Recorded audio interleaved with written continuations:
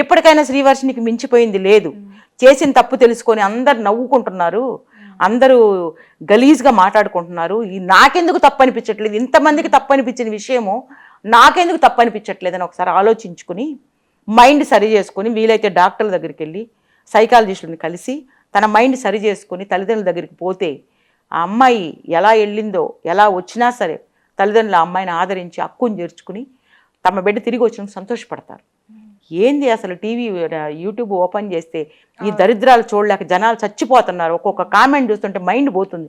ఏంటి అసలు పెళ్ళి ఏంటి, అఘోరితో పెళ్ళి ఏంటి, తలబొట్టు కట్టించుకోవడం ఏంటి, ఆమె 7 అడుగులు నడవడం ఏంటి, అర్థం కానిటువంటి పిల్లలు కూడా ఇష్టం ఉన్నట్టుగా మాట్లాడుతున్నారంటే మాట్లాడుకునే అవకాశం మనం ఇస్తే మాట్లాడుకుంటున్నారు.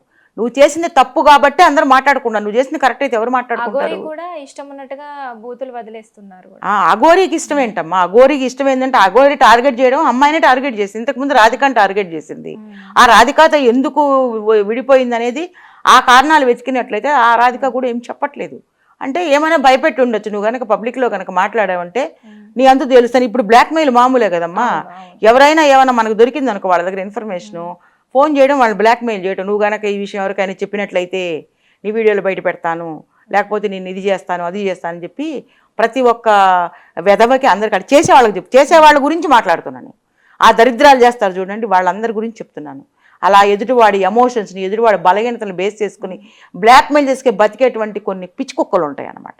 ఇలాగా ఆ మహానుభావుడు కూడా అలా చెప్పాడేమో మనకు తెలియదు. మరి ఎందుకు రాధిక బయటపడట్లేదు నాకు అర్థం కావట్లేదు.